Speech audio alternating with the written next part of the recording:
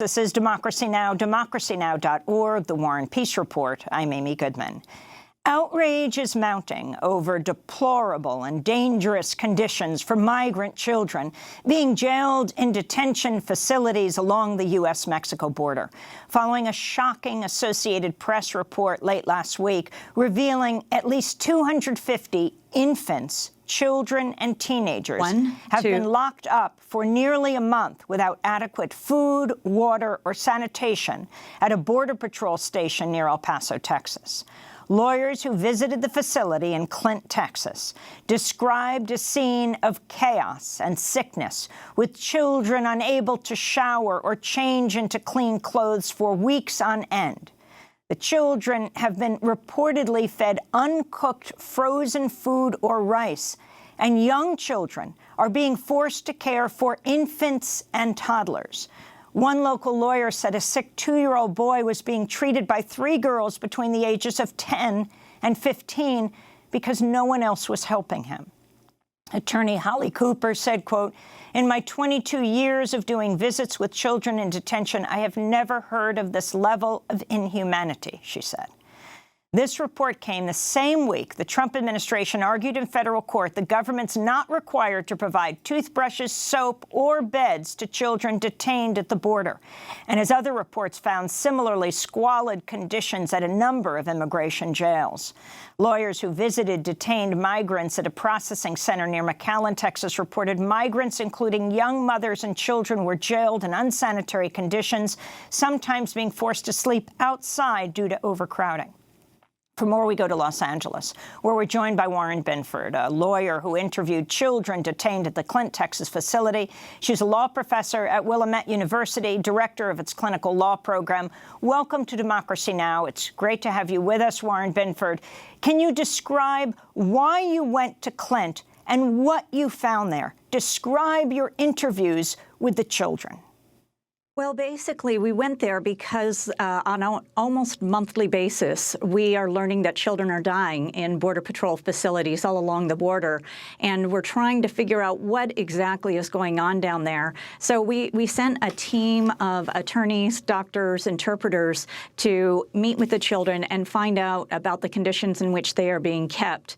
We were not originally planning to go to the Clint border facility outside of El Paso, Texas, because it's an adult facility, and the facility historically has had a relatively small occupancy maximum of 104.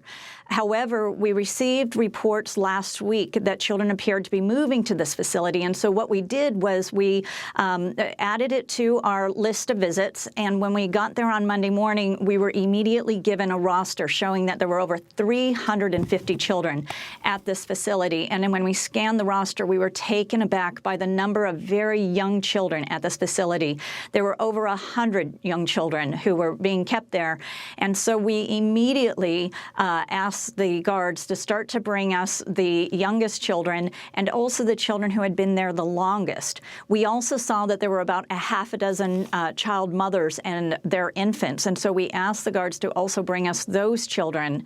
When the children walked into the conference room, we couldn't believe what we were seeing. They were sick, they were coughing, they had runny noses, they were filthy dirty, and they immediately started to describe the level of hunger that they were experiencing. They told us that they were being fed nothing but the same meals 3 times a day, and they weren't really meals. These are frankenfood. These are highly processed chemical foods. In the morning, they are given instant oatmeal, a packet of Kool-Aid, and a cookie. For lunch, they are given instant soup, a cookie, and another packet of Kool-Aid, and then for dinner, they're given a frozen burrito in a plastic wrapper, similar to what you would see at a gas station. And some of the children complained that the burritos were often not thoroughly cooked. And then they also, at that point, are given another cookie and a Kool-Aid. Young children are being given this meal. Child mothers are being given this meal. And so the children, on a routine basis, said that they were hungry. On top of that, the children started to describe rooms in which there were 25, 50, 100 children. One boy said that when he first arrived there were over 300 children in a room. When we talked to the Border Patrol officers who are running this facility, they reported to to us that the facility had recently undergone an expansion, but we couldn't figure out where that expansion was. So after that first day of interviewing, we drove around the facility and we saw a metal warehouse with no walls. And we couldn't believe that that possibly could be the expansion. But when we talked to the Border Patrol officers the next day and started to talk to the children about where they were being kept, we found out that, in fact, that one warehouse was allegedly what had given them an additional capacity of 500 additional children. So then what happened was, as we started to talk about the children, we asked them, who is taking care of you? And we found out that, in fact, virtually no one is taking care of these children directly, that they are locked up in these cells 24 hours a day. There are open toilets in many of these cells. There's no soap, no way to wash their hands. They're being fed in these cells, the processed instant foods that I described for you earlier. And many of them are being forced to sleep on concrete because of a shortage of beds and mats and sleeping space. Children describe sleeping on concrete floors. They describe sleeping on cement blocks. Not just the older children, but we heard of infants, toddlers, preschoolers, school-age children who are having to sleep on the floor. To make things worse, as we were trying to call in the youngest children, because we were especially concerned about the vulnerabilities of certain elements of this population, we found out that there were a number of children that they could not bring to us because they were so sick. And so we started to count the number of children who apparently were sick at this facility and had been quarantined. And we estimated that at least 15 children that we knew about were in quarantine during the time that we were there. And when we finally got access to these children by telephone, we learned about the conditions in these quarantine facilities, which were just horrendous. These very sick children with high fevers are being put on the floor, on mats, largely unsupervised, locked up together for days at a time. There are being brought the same foods that are being fed to everybody else at the facility, despite the fact that they're very sick. They also have someone who is coming there twice a day to check their fever and to give them any medications that are needed. But there's nobody really caring for these children in the quarantine areas, despite their severe illness. Now, keep in mind that many of the children who have died in these Border Patrol facilities in recent months died from influenza, which is very, very rare in a developed country like the United States. But as you can see, these are not conditions that you would expect to see in the United States. So do you believe some children can die there? Absolutely. And that's why after the second day of interviewing these children, we called up, we had a high-level, very urgent meeting in my hotel room and said, what are we going to do about this? Because somebody is going to die. And so we called up the attorneys who are in charge of this case, described what we were seeing, and then asked them what they wanted us to do about it. And for the first time in over 20 years of doing these visits, they told us to go ahead and go to the media so that we could get these children out of this facility as quickly as possible. Can you talk about the lice and the lice combs? Yes, yes. So let me tell you about this incident, because this was especially concerning. This visit was really originally scheduled for just 3 days. And what ended up happening was, when I was there on Wednesday, we started to hear from several children that there was an incident that had happened in one of the cells. And what the story was that there was a lice outbreak in one of the cells. 6 of the children were found to have lice. Those 6 children were given lice shampoo, and then the other children were given 2 lice combs and told to pass those around and brush their hair with the lice combs in order to make sure that they too didn't have lice, or if they did, that the lice were being pulled out by the lice combs.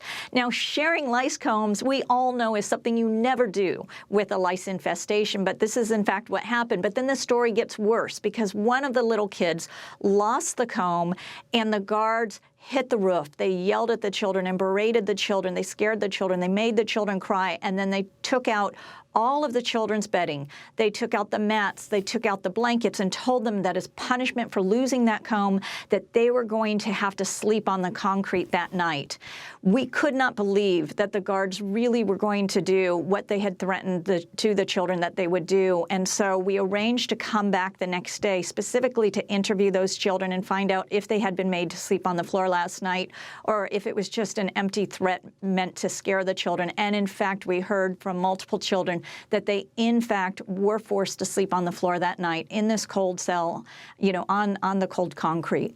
So the AP is reporting 1-year-old, 2-year-olds, 3-year-old, dozens more under 12, 15 have the flu, 19 more have been quarantined. And the reports of the 10-year-old taking care of the 2-year-old handed the 2-year-old by a guard, along with 2 other kids under 15, that they're supposed to take care of a sick 2-year-old?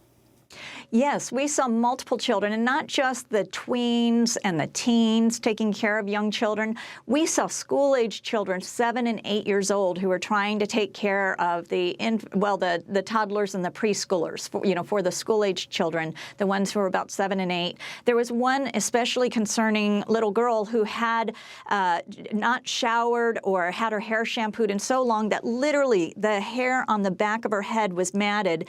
And as a mom, I can assure you, they're going to have to cut off all of her hair.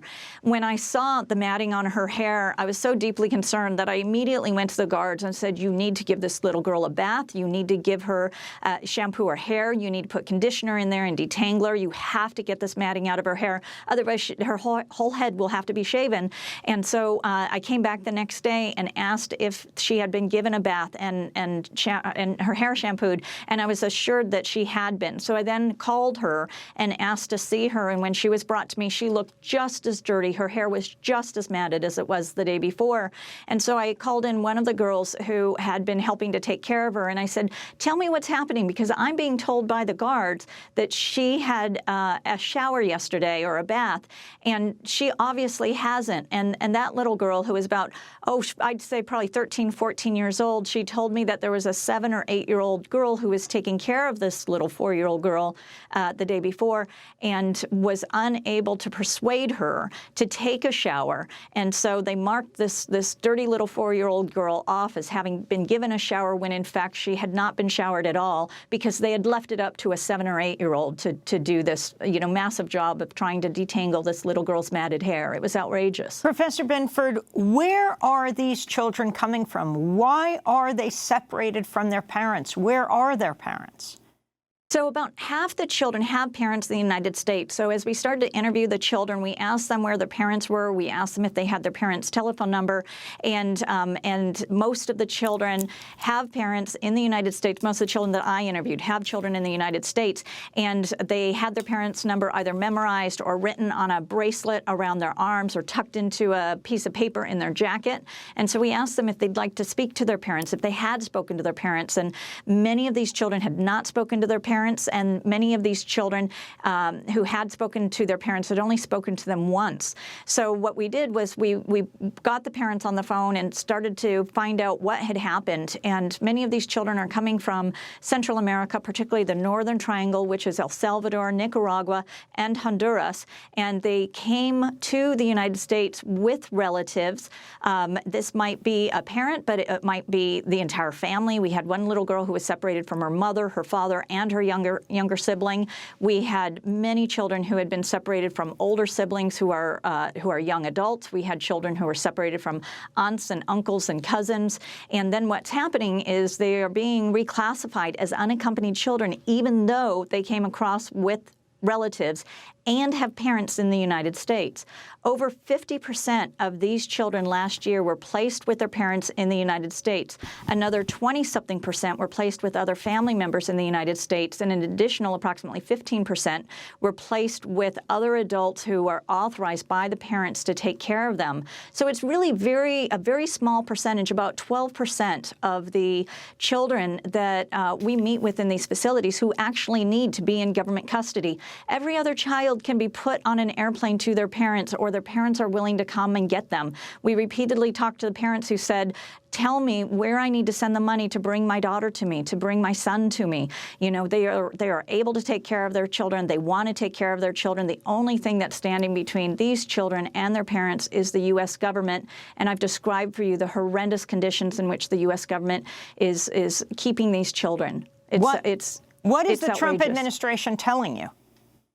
Well, you know, the Trump administration is telling us that they are overwhelmed, that there's too much chaos, that there are too many people coming across the border. And frankly, there is chaos, but it is the chaos that has been created by this administration. We are nowhere near the highest level of apprehensions that have been taken by the Border Patrol over the last several decades. So the numbers that we're seeing come in are not the highest numbers that we've seen. And when they say that, it's simply not true. We are seeing a higher number, a higher level of children and young families coming across the border, young mothers and their babies coming across the border, or young children coming across the border, and then some older unaccompanied children. However, we have facilities to take care of them. And as I mentioned earlier, most of these children have family in the United States who can care for them. So the administration currently has 12,000 beds online where they can take care of these children. 3/4 of those beds are in licensed facilities so that we have some assurance that these children can be relatively well cared for in these facilities compared to what they're experiencing in Border Patrol.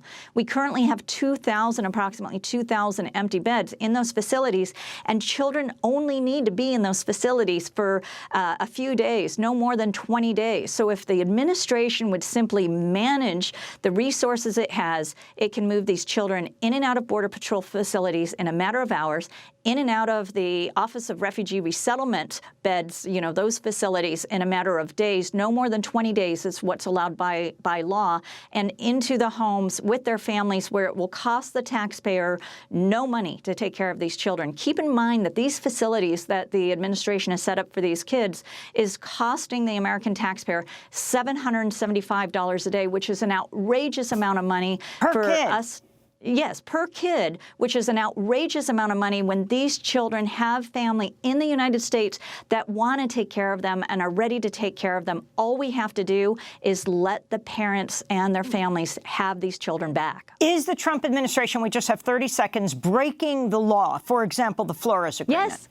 Yes, absolutely. This is why we went to the media, is that they are absolutely breaking the law. They're breaking the law as to the conditions of detention. They're breaking the law as to the number of hours that they can keep the children in Border Patrol facilities. They're breaking the law as far as how long these children are being kept in ORR facilities. They're breaking the law by taking the children away from their families. And they're also breaking the law by transporting them on Texas state highways without the appropriate child seats and infant carriers and, you know, these booster seats that are required by law. Everywhere I look, this administration is breaking the law, and the Border Patrol employees that we talked to said they don't understand why the American people aren't outraged by the mismanagement that they're experiencing. Warren Binford, we want to thank you so much for being with us. Law professor at Willamette University, director of its clinical law program, one of the experts asked to serve on the monitoring team for the Flores case. When we come back, elderly Japanese Americans who were interned during World War II